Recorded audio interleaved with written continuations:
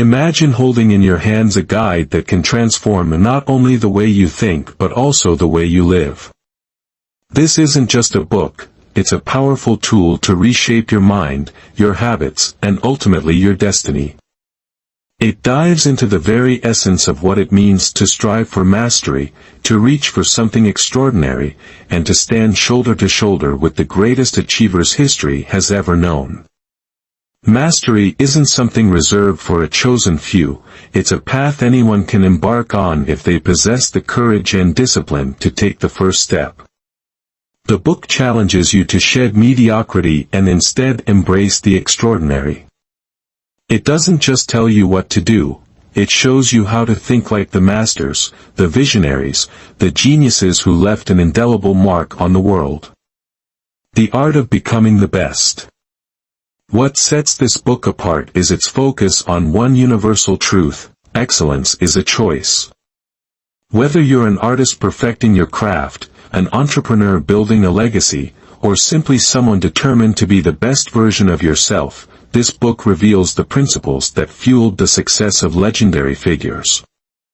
Think of Leonardo da Vinci, Albert Einstein, or Marie Curie. These weren't people with superhuman abilities, they were individuals who unlocked their potential through relentless dedication, unshakable focus, and a deep connection to their purpose. This book urges you to see your life as a blank canvas, waiting for the masterpiece only you can create. But masterpieces aren't created overnight. They're built stroke by stroke, mistake by mistake, until finally, the vision comes to life. Emulating the masters. One of the most empowering lessons in the book is the idea that greatness leaves clues. You don't have to figure it all out on your own. History is full of roadmaps drawn by the masters who came before us. By studying their journeys, their habits, and even their failures, you gain the wisdom to fast-track your own success. This isn't about copying someone else's path, it's about taking inspiration from their strategies and applying them to your unique journey. Picture yourself learning resilience from Nelson Mandela, creativity from Picasso, or precision from Serena Williams. The book doesn't just make this idea sound inspiring, it equips you with practical tools to put it into action.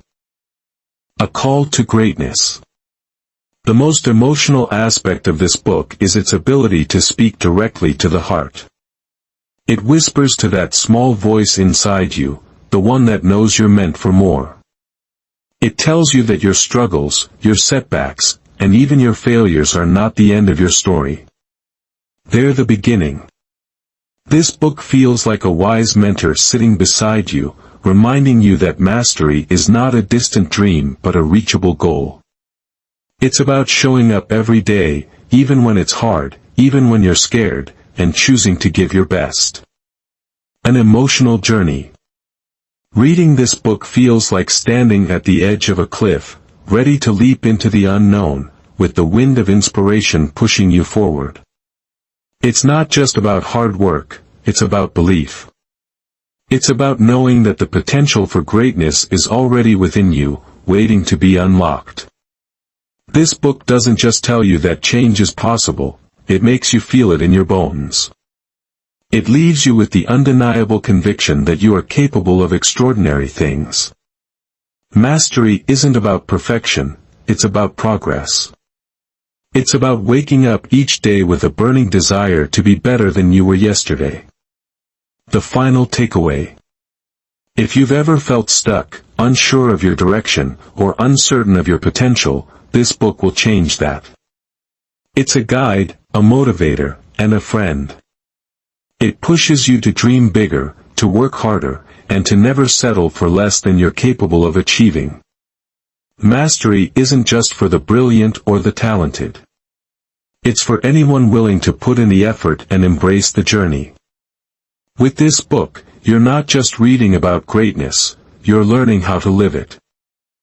Imagine for a moment that your life is a block of raw marble, untouched, full of potential, waiting to be shaped. In your hands lies the chisel, the tool to create something extraordinary. You, my friend, are the sculptor. And the beauty of this realization: the masterpiece you create depends entirely on how much heart, effort, and attention you're willing to pour into it.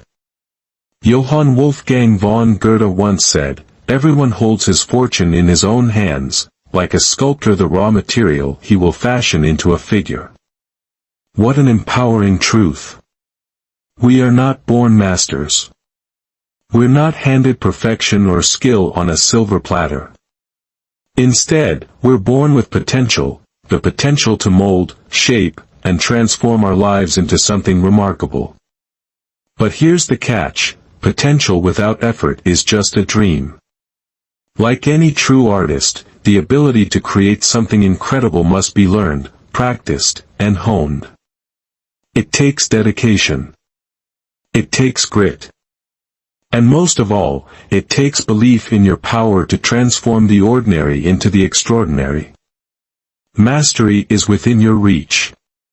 Too often, we look at greatness, at the brilliance of a Da Vinci, the resilience of a Darwin, or the vision of an Edison, and we think, they're different. They're special. But here's the secret: they're not. These masters didn't wake up one day with all the answers. They weren't born with an exclusive key to the mysteries of life. What they did have was a process, a simple, accessible process that unlocked their power. Mastery is not magic. It's not about luck or talent alone. It's about showing up every day with an open mind and a burning desire to learn. It's about embracing failures as stepping stones and pushing forward when the world tells you to quit. Think about it. What if Leonardo da Vinci had given up after his first flawed sketch? What if Thomas Edison had stopped after his 1000th failed attempt to invent the light bulb? They didn't stop because they knew that mastery isn't a destination, it's a way of life. It's a mindset. It's the feeling of having greater command over reality, over your craft, and, most importantly, over yourself. Creativity is not a mystery. We've been led to believe that creativity and brilliance are gifts reserved for the chosen few. That genius is some divine spark, a product of talent or fate. But let me tell you something: creativity is not a mystery. Brilliance is not an accident. These feelings of power, of control, of mastery, they don't come from the stars aligning. They come from effort. From persistence. From a willingness to dig deep and uncover the treasure buried inside you. The book I'm telling you about doesn't just glorify mastery, it demystifies it. It shows you that the sensations of brilliance and creativity can be studied, understood, and even manufactured. Yes, you heard that right, manufactured. You have the tools within you. The raw material is already in your hands. But it's up to you to shape it, to craft it, to breathe life into it. This is your moment. Take a deep breath and let this truth sink in: you are capable of greatness. Not tomorrow. Not someday. Today. Right now. Your potential is calling, and it's asking you to pick up the chisel. It's asking you to dedicate yourself to the process of learning, growing, and becoming the very best version of yourself. Do you feel it? That pull, that spark, that whisper reminding you that you were made for more. Don't ignore it. Feed it. Fuel it. Let it guide you toward mastery. Because at the end of the day, mastery isn't about fame or fortune. It's about living a life of purpose. It's about waking up every morning with the confidence to say, I am the sculptor of my destiny. I hold the power to shape my future. So, what will you create? How will you mold your raw material? Will you leave it untouched, or will you turn it into a masterpiece the world will never forget? The choice is yours. Pick up the chisel. Your journey to mastery begins now. The path to mastery, a transformational journey. Mastery is not an overnight achievement. It's a journey, a deeply personal and rewarding process that unfolds in stages, each demanding courage, patience, and relentless effort. Robert Greene outlines this journey as a progression from excitement to expertise, from fear to fluency, and from practice to true innovation. Let's break it down step by step, so you can see how this extraordinary path unfolds. The first steps: excitement meets fear. Every new journey begins with excitement, a spark of curiosity and ambition that drives you to explore something new. Maybe you've chosen a craft, a skill, or a profession that inspires you. But as soon as you dive in, the reality hits. There's so much to learn, and it feels overwhelming. Fear begins to creep in. The fear of failure. The fear of not being good enough. Boredom and impatience start to whisper, urging you to quit and move on to something easier. This is the first great hurdle on the road to mastery, resisting the urge to give up before you've truly begun. Here's the truth: this phase is temporary. It's the test that separates the dreamers from the doers. If you stay observant, keep learning, and push through the confusion, you'll discover something incredible. The fog starts to lift. The foundation, fluency and progress. As you persist, something magical happens. The once intimidating field starts to make sense. The pieces of the puzzle begin to fit together, and the basics become second nature. This is where you gain fluency, mastering the foundational skills that serve as the building blocks of your craft. It's no longer about struggling to keep up, it's about starting to thrive. You feel momentum building as you take on bigger challenges and see real progress. This phase is where discipline shines. The effort you put in here forms the bedrock of your future success. You're no longer just an observer, you're becoming a participant, a practitioner of your chosen craft. The transition, from student to practitioner. The shift from student to practitioner is one of the most empowering moments on the path to mastery. You're no longer just learning from others, you're applying your knowledge, experimenting with your own ideas, and finding your unique voice. This stage is about stepping into your individuality. Yes, you'll make mistakes. Yes, you'll face setbacks. But each failure is a lesson, each challenge a chance to grow stronger. Feedback becomes your ally, guiding you toward refinement and innovation. In this phase, your skill starts to take on a life of its own. You're no longer imitating others, you're creating something that feels uniquely yours. The leap, true mastery and innovation. And then, after years of dedication, you reach the pinnacle, mastery. This isn't just a skill you've learned, it's become a part of who you are. At this level, you've gone beyond the rules. You've internalized them so deeply that you can now break them in meaningful ways. Your work flows with an almost intuitive brilliance, and you find yourself innovating, creating, and leading in your field. Mastery isn't just about technical expertise, it's about developing an intuitive sense of your craft. You've gained the freedom to explore uncharted territory because you've built an unshakable foundation. You're not just a practitioner anymore, you're a creator, a trailblazer, a true master. The power of perseverance. Greene's process reminds us that mastery is a journey of transformation. It's not always glamorous. It's not always easy.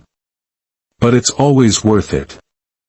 Every step, from the fear-filled beginning to the exhilarating heights of mastery, teaches you something about yourself. It builds resilience, strengthens your character, and shapes your ability to overcome challenges. So, when you feel overwhelmed, remember this: every master was once where you are now. They faced the same fears, the same doubts, and the same setbacks. What sets them apart is that they didn't stop. They managed their emotions, stayed the course, and pushed forward. Now it's your turn. The path is clear, and the choice is yours. Will you take the first step? Will you commit to the process, no matter how long it takes? Because when you do, you're not just learning a skill, you're sculpting your destiny. Mastery is calling. Will you answer? The 3 phases of mastery. Robert Greene unveils the journey toward mastery in 3 distinct phases: apprenticeship, creative active, and mastery. Each phase is a step in discovering and nurturing your potential, turning raw talent into extraordinary brilliance. It begins with one essential realization: reconnecting with your inner calling. Discovering your calling, the key to mastery.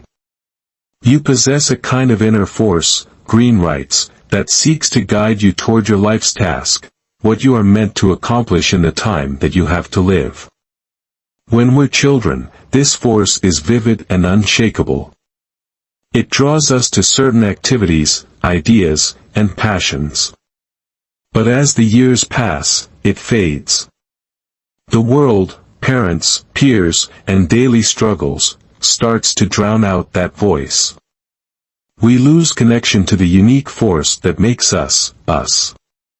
This disconnection can leave us feeling unfulfilled, trapped in careers or pursuits that don't align with who we truly are. But here's the powerful truth: it's never too late to rediscover your calling. The first step toward mastery isn't about learning a new skill or finding a mentor, it's about looking inward. It's about reconnecting with that innate force, the one that guided your passions in childhood. When you embrace it with clarity, Greene explains, your path becomes clear. Your life's task emerges, and everything begins to fall into place. A lesson from Leonardo da Vinci: a calling takes root. Leonardo da Vinci's early years beautifully illustrate this principle. From a young age, Leonardo's curiosity about the world around him was insatiable. As a boy, he spent hours observing flowers, plants, and birds, sketching their details with precision and care. These passions would later bloom in unexpected ways. During his apprenticeship with Verrocchio, Leonardo was tasked with painting an angel in a larger biblical scene. This was his moment, his chance to express his unique vision. The flower bed, instead of generic plants, he meticulously painted detailed specimens he had studied as a child. The angel's face, he invented a new blend of paint to capture a radiant softness, inspired by his observations of people in deep prayer. The wings, he purchased birds, sketched their wings, and studied how they connected to their bodies. He wanted the angel's wings to feel natural, as if they could truly fly. Leonardo's creativity didn't stop there. His fascination with birds sparked a lifelong obsession. He studied their anatomy and behavior, wondering if humans could one day achieve flight. This is how true mastery begins. One idea flows into another, building a foundation for groundbreaking innovation. Leonardo's relentless curiosity and connection to his calling set the stage for his genius. The power of reconnecting with your calling. Think of your own life. What did you love as a child? What activities made you lose track of time? Somewhere in those moments lies the key to your unique potential. Rediscovering your calling isn't just about choosing a career, it's about finding alignment with your true self. When you reconnect with this force, you unlock a wellspring of energy and passion that propels you forward. But it requires courage. You'll need to silence the voices of doubt and external pressures. You'll need to embrace the process of exploration, just like Leonardo did, allowing your curiosity to guide you toward something extraordinary. Mastery starts with a simple but profound act, listening to yourself.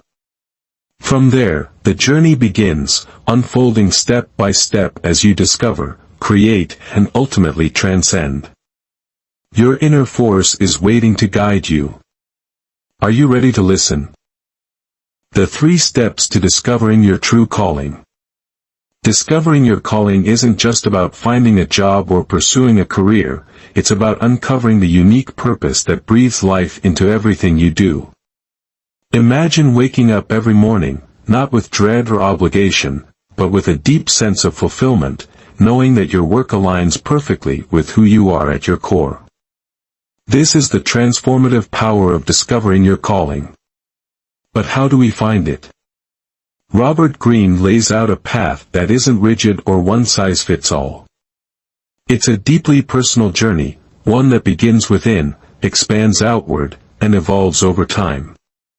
Let's dive into the process. Step 1. Reconnect with your true self. The first step to discovering your calling isn't about looking outside, it's about turning inward. Somewhere deep within you is a voice, a force, that has always guided you toward the things that make you come alive. Unfortunately, as we grow older, that voice often gets drowned out by the noise of the world. Rediscover your inclinations. Think back to your childhood. What made your eyes light up? What activities made hours feel like minutes? These aren't just random memories, they're clues to who you truly are. Maybe you loved painting, solving puzzles, or exploring nature. These moments of pure joy reveal the raw, unfiltered version of you. Silence external voices. As we grow, we start listening to others, our parents, teachers, friends, and society at large. While their intentions might be good, their voices can overshadow our own. To reconnect with your calling, you need to quiet these external influences and focus on what you truly want. Identify patterns in your life. Your inclinations often show up repeatedly, even when you're not looking for them. Maybe you've always been drawn to helping others or creating something new. These patterns are like a compass, pointing you toward your calling. This step is about peeling back the layers of noise and expectations to uncover the person you've always been. It's not easy, it takes reflection, honesty, and courage. But once you reconnect with your true self, the path forward becomes clearer. Step 2. Align your career with your identity. Now that you've reconnected with your inner voice, it's time to look at your career or the path you're about to start. Ask yourself, does this path reflect who I am? Or am I just following it because it's what's expected of me? Greene challenges a common belief, that work is separate from life. Many of us see work as something we endure to afford the things we actually enjoy. But this mindset turns a significant portion of our lives into a monotonous grind. Instead, Greene suggests a radical shift. Let your work be an extension of your life, your passions, and your purpose. See work as a vocation. Your work isn't just a way to pay the bills, it's a chance to express who you are and contribute to the world in a meaningful way. Imagine how fulfilling it would be if every task, every project, and every goal aligned with your deepest passions. Merge passion with profession. Don't compartmentalize your life into work and everything else. When your work reflects your identity, the boundaries between work and life blur in the best possible way. Every day becomes an opportunity to live authentically and passionately. Find joy in the process. When your career aligns with your calling, even the challenges become meaningful. Instead of dreading Monday mornings, you'll find yourself energized and excited to dive into the week ahead. This step is about redefining how you see work, not as a chore or a means to an end, but as a vital part of who you are. Step 3. Embrace the journey of discovery. Finding your calling isn't a straight line, it's a journey full of twists, turns, and unexpected opportunities. Greene emphasizes the importance of starting with humility and allowing your path to evolve over time. Start small. Your first step doesn't have to be grand or perfect. Choose a field or position that aligns with your inclinations and allows you to grow. Think of this as laying the foundation for something greater. Adapt as you grow. As you gain experience, you'll discover what excites you and what doesn't. Don't be afraid to pivot. Maybe a side project ignites a new passion, or a mentor introduces you to an unexpected opportunity. Stay open and flexible. Make it your own, like Leonardo da Vinci. Take what you're given and infuse it with your unique perspective. Every task, no matter how small, is an opportunity to add your personal touch and make it extraordinary. Stay the course. Mastery takes time, years, even decades. But as you continue on your path, you'll develop an intuitive sense of your craft. What once felt challenging will become second nature, and you'll find yourself innovating and pushing boundaries. This step is a reminder that your calling isn't about reaching a specific destination, it's about embracing the journey. Each twist and turn brings you closer to your true self. A life of purpose and fulfillment. Imagine a life where your work doesn't feel like work, where every day is filled with passion, creativity, and purpose. This is the life that awaits you when you discover your calling. It won't always be easy. There will be challenges, doubts, and moments of uncertainty. But every step you take will bring you closer to the life you were meant to live. So, take that first step. Reconnect with your true self. Align your career with your passions. Embrace the journey with all its twists and turns. Your calling is waiting for you. Are you ready to answer it? Strategies for discovering your life task. Finding your life task, the unique purpose that drives and fulfills you, is no small feat. It's a journey that demands honesty, courage, and self-reflection. Robert Greene provides powerful strategies to guide you toward this discovery, each rooted in the wisdom of past masters who carved out their paths. Let's explore these strategies in depth. 1. Return to your origins. Think back to your childhood. In those early years, before the world imposed its expectations on you, your true inclinations often shone the brightest. Children aren't constrained by societal norms or practicality, they naturally gravitate toward what fascinates them. Revisit your early obsessions. Were you drawn to painting, building, storytelling, or exploring nature? These activities weren't random, they were expressions of your innate talents and interests. Reconnect with your inner child. Life tends to bury those early passions under layers of responsibility and external pressure. Take time to reflect on what once excited you and reignite that spark. Learn from the masters. Many great figures in history, like Leonardo da Vinci, displayed their inclinations early on. Da Vinci's fascination with the natural world as a child directly influenced his groundbreaking work as an artist and inventor. By returning to your origins, you'll uncover the threads that have always been part of your story, guiding you toward your true calling. 2. Occupy the perfect niche.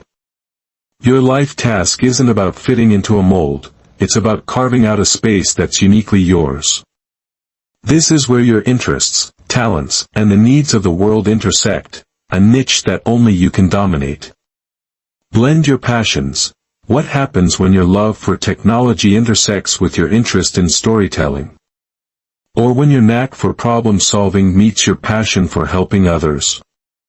Your perfect niche often lies at the crossroads of your diverse interests. Stand out, don't blend in. The key isn't to be the best at something everyone else is doing, it's to create something so unique that competition becomes irrelevant. Stay curious, continuously explore your field, looking for gaps or opportunities where your unique combination of skills and passions can shine. Finding your niche isn't just about standing out, it's about finding a place where you can thrive, innovate, and make a meaningful impact. Recognize the detour. If you find yourself veering off course, don't panic. Acknowledge it, reflect on what led you astray, and realign with your true purpose. Stay resilient. The journey toward mastery isn't a straight line. Like Siddhartha, you may wander, but every step, even the missteps, adds depth to your understanding. Trust the process. Your path is unique, and it's okay to take the scenic route. What matters is your willingness to return to your calling, no matter how far you've strayed. Life is forgiving. As long as you're alive, you have the opportunity to realign with your purpose and continue your journey. Your life task awaits. Discovering your life task isn't a single moment of revelation, it's a process, a journey that unfolds as you explore, reflect, and grow. It requires courage to face your true self, honesty to recognize missteps, and resilience to keep moving forward. But imagine the reward, a life where every day feels purposeful, where your work and passions align, and where you contribute to the world in a way that only you can. This is the power of discovering your life task. So, start today. Look inward. Reconnect with your origins. Carve out your perfect niche. And remember, even if you wander, you can always find your way back. Your life task is waiting for you. Are you ready to embrace it? Submit to reality, the ideal apprenticeship. After the structure and guidance of formal education, life places you in an entirely different realm, the apprenticeship phase. This phase is pivotal, not only for developing skills but for shaping the very foundation of your mind and character. It's a bridge that connects where you are to where you want to be, transforming you into someone capable of creativity and mastery. However, the journey is fraught with challenges. Insecurities, fear of failure, and emotional conflicts can derail your progress. To overcome these, you must embrace the lessons and strategies of the greatest masters, both past and present. Let's delve into how to achieve an ideal apprenticeship. The purpose of apprenticeship. The apprenticeship phase is not about money, titles, or prestige. These rewards may come later, but they are not the goal. The true purpose of this phase is transformation, of your mind, your character, and your approach to life. Why challenges matter? Seek opportunities that push your limits, not ones that offer comfort. Growth comes from discomfort, from facing feedback, and from enduring the pressure to improve. The mindset shift: understand that your apprenticeship is an investment in your future self. It's about laying a strong foundation, even if it means temporary sacrifices. By embracing this principle, you open yourself up to a profound transformation that prepares you for mastery. 3 steps to the ideal apprenticeship. Step 1: Deep observation, the passive mode. The beginning of your apprenticeship is not about proving yourself, it's about observing and absorbing. Resist the urge to impress. In the early days, many fall into the trap of trying to showcase their abilities. This only distracts you from what truly matters, learning the reality of your field. Become a silent student, watch the masters at work. Observe how they solve problems, navigate challenges, and achieve success. Every field has unspoken rules, and these can only be understood through careful observation. Look for patterns, pay attention to what works and what doesn't. Who excels? Who struggles? What strategies yield results? By fully immersing yourself in this phase, you lay the groundwork for understanding the nuances of your craft. Empower yourself through apprenticeship. Yes, this journey is challenging. It's tedious at times, and it requires sacrifice. But imagine the rewards: the confidence of knowing your craft inside and out, the joy of creating something truly exceptional, and the fulfillment of realizing your potential. So, embrace the struggle. Seek out the tough mentors, the challenging projects, and the honest feedback. Let every moment of focus and effort bring you closer to your dreams. Your apprenticeship is not just a phase, it's the beginning of your transformation into a master. And the world is waiting to see what only you can create. Step 3. Experimentation, the active mode. As you gain more skill and understanding, you must move into the active mode where you take the skill and apply it yourself. You have to break out of just following the rules, and start creating new works on your own. Strategies for completing the ideal apprenticeship. Value learning over money. Einstein working at the patent office to give himself time to work on his thought experiments. Learn to get by on little money and give yourself the time to learn as much as possible.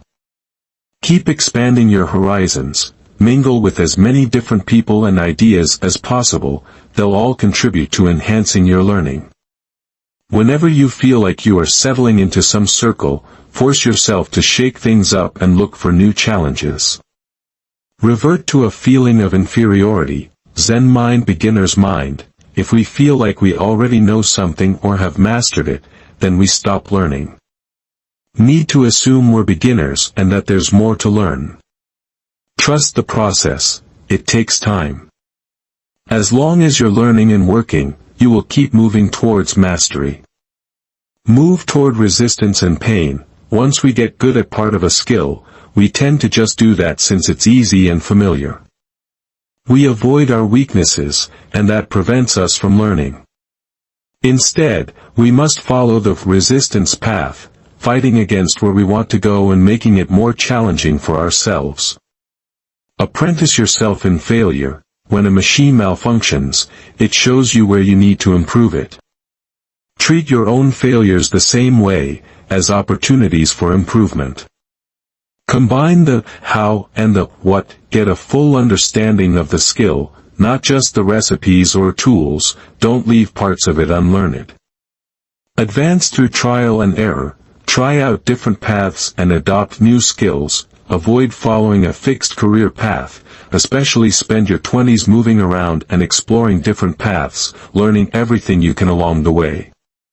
In this new age, those who follow a rigid, singular path in their youth often find themselves in a career dead end in their 40s, or overwhelmed with boredom. The wide-ranging apprenticeship of your 20s will yield the opposite, expanding possibilities as you get older. Step 3. Experimentation, the active mode. As you gain more skill and understanding, you must move into the active mode where you take the skill and apply it yourself. You have to break out of just following the rules, and start creating new works on your own. Strategies for completing the ideal apprenticeship. Value learning over money. Einstein working at the patent office to give himself time to work on his thought experiments. Learn to get by on little money and give yourself the time to learn as much as possible. Keep expanding your horizons, mingle with as many different people and ideas as possible, they'll all contribute to enhancing your learning. Whenever you feel like you are settling into some circle, force yourself to shake things up and look for new challenges. Revert to a feeling of inferiority, Zen mind, beginner's mind. If we feel like we already know something or have mastered it, then we stop learning. Need to assume we're beginners and that there's more to learn. Trust the process, it takes time. As long as you're learning and working, you will keep moving towards mastery. Move toward resistance and pain. Once we get good at part of a skill, we tend to just do that since it's easy and familiar. We avoid our weaknesses, and that prevents us from learning. Instead, we must follow the resistance path, fighting against where we want to go and making it more challenging for ourselves. Apprentice yourself in failure. When a machine malfunctions, it shows you where you need to improve it. Treat your own failures the same way, as opportunities for improvement. Combine the how and the what, get a full understanding of the skill, not just the recipes or tools, don't leave parts of it unlearned. Advance through trial and error, Try out different paths and adopt new skills. Avoid following a fixed career path, especially spend your 20s moving around and exploring different paths, learning everything you can along the way. In this new age, those who follow a rigid, singular path in their youth often find themselves in a career dead end in their 40s, or overwhelmed with boredom. The wide-ranging apprenticeship of your 20s will yield the opposite, expanding possibilities as you get older. 4. See people as they are. Social intelligence. Often the greatest obstacle to our pursuit of mastery comes from the emotional drain we experience in dealing with the resistance and manipulations of the people around us. If we are not careful, our minds become absorbed in endless political intrigues and battles. The principal problem we face in the social arena is our naive tendency to project onto people our emotional needs and desires of the moment. We misread their intentions and react in ways that cause confusion or conflict. Social intelligence is the ability to see people in the most realistic light possible. By moving past our usual self-absorption, we can learn to focus deeply on others, reading their behavior in the moment, seeing what motivates them, and discerning any possible manipulative tendencies. Navigating smoothly the social environment, we have more time and energy to focus on learning and acquiring skills. Success attained without this intelligence is not true mastery, and will not last. Green breaks this into two kinds of knowledge: specific knowledge of human nature, the ability to read people, to get a feel for how they see the world, and to understand their individuality, and the general knowledge of human nature, which means accumulating an understanding of the overall patterns of human behavior that transcend us as individuals, including some of the darker qualities we often disregard. Specific knowledge, reading people. You have to learn to see people as they are. To begin this process, you need to train yourself to pay less attention to the words that people say and greater attention to their tone of voice, the look in their eye, their body language, all signals that might reveal a nervousness or excitement that is not expressed verbally. If you can get people to become emotional, they will reveal a lot more. In the end, your goal is to identify and pierce through to what makes people unique, to understand the character and values that lie at their cores. General knowledge, the 7 deadly realities. Envy. It is our nature to constantly compare ourselves to others, in terms of money, looks, coolness, intelligence, popularity, or any number of categories. In general, it is by standing out too much that you will spark this ugly emotion, and so it is best to maintain a non-threatening exterior and to blend in well with the group, at least until you are so successful it no longer matters. 5. Awaken the dimensional mind, the creative active. As you accumulate more skills and internalize the rules that govern your field, your mind will want to become more active, seeking to use this knowledge in ways that are more suited to your inclinations.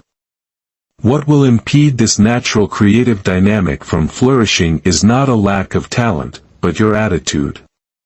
Feeling anxious and insecure, you will tend to turn conservative with your knowledge, preferring to fit into the group and sticking to the procedures you have learned. Instead, you must force yourself in the opposite direction. As you emerge from your apprenticeship, you must become increasingly bold. Instead of feeling complacent about what you know, you must expand your knowledge to related fields, giving your mind fuel to make new associations between different ideas. You must experiment and look at problems from all possible angles. As your thinking grows more fluid, your mind will become increasingly dimensional, seeing more and more aspects of reality. In the end, you will turn against the very rules you have internalized, shaping and reforming them to suit your spirit. Such originality will bring you to the heights of power. The goal here is to awaken your dimensional mind, to think beyond the typical constraints of your skill and keep growing and learning. Not get stuck in your ways, or conform to the norms of your time. Step 1. The creative task. The task that you choose to work on must have an obsessive element. Like the life's task, it must connect to something deep within you.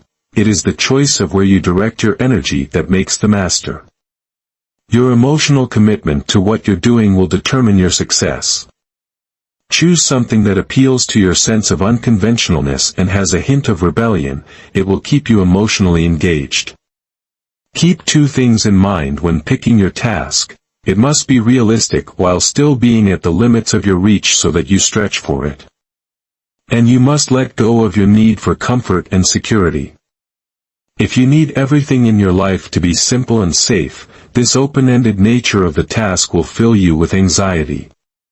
If you are worried about what others might think and about how your position in the group might be jeopardized, then you will never really create anything. Step 2. Creative strategies. The mind will naturally tighten up unless it's constantly stretched out. Use these 5 strategies to keep your mind open and flexible. Cultivate negative capability. Learn to endure and embrace mysteries and uncertainties. Allow for serendipity. Move outside your normal realm of comfort and interest. Explore far and wide, while staying open and avoiding jumping to conclusions. Let yourself be surprised and discover new opportunities. Keep a notebook with you at all time and record ideas as they appear to you. Alternate the mind through the current. The current is a constant dialogue between our thoughts and reality. If we go into this process deeply enough, we come into contact with a theory that explains something far beyond the capability of our limited senses. Alter your perspective. Try to see the subject or problem from different angles. Look at the how instead of the what. Shift from the macro to the micro, or vice versa. Look for what's weird about it. Look for what's absent instead of just what's present. Dog that didn't bark. Revert to primal intelligence. Try to think beyond language. Get visual or physical. Use diagrams and models. Step 3. The creative breakthrough, tension and insight. At a particular high point of tension, they let go for a moment. This could be as simple as stopping work and going to sleep, or it could mean deciding to take a break, or to temporarily work on something else. What almost inevitably happens in such moments is that the solution, the perfect idea for completing the work comes to them. After 10 long years of incessant thinking on the problem of general relativity, Albert Einstein decided one evening to simply give up. He had had enough. It was beyond him. He went to bed early, and when he awoke the solution suddenly came to him.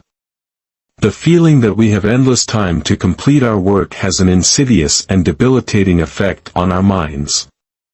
Our attention and thoughts become diffused.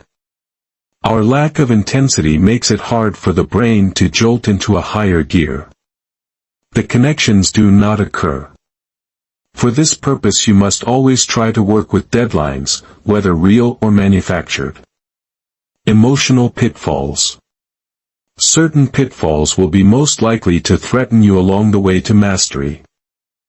Complacency. Constantly remind yourself of how little you truly know, and of how mysterious the world remains. Conservatism. If you gain any kind of attention or success for your work in this phase, you face the great danger of creeping conservatism. Make creativity rather than comfort your goal and you will ensure far more success for the future. Dependency. In the apprenticeship phase you relied upon mentors and those above you to supply you with the necessary standards of judgment for your field. But if you are not careful, you will carry this need for approval over into the next phase. Impatience. The best way to neutralize our natural impatience is to cultivate a kind of pleasure in pain. Like an athlete, you come to enjoy rigorous practice, pushing past your limits, and resisting the easy way out. Grandiosity. What must ultimately motivate you is the work itself and the process. Public attention is actually a nuisance and a distraction. Such an attitude is the only defense against falling into the trap set by our ego. Inflexibility. You must know your field inside and out, and yet be able to question its most entrenched assumptions. Strategies for the creative active phase. There are 9 different strategies you can use for enhancing the creative active phase. The authentic voice. Anyone who would spend 10 years absorbing the techniques and conventions of their field, trying them out, mastering them, exploring and personalizing them, would inevitably find their authentic voice and give birth to something unique and expressive. The fact of great yield. Better to look into 10 such facts, with only one yielding a great discovery, than to look into 20 ideas that bring success but have trivial implications. You are the supreme hunter, ever alert, eyes scanning the landscape for the fact that will expose a once-hidden reality, with profound consequences. Mechanical intelligence. In the end, you win through superior craftsmanship, not marketing. This craftsmanship involves creating something with an elegant, simple structure, getting the most out of your materials, a high form of creativity.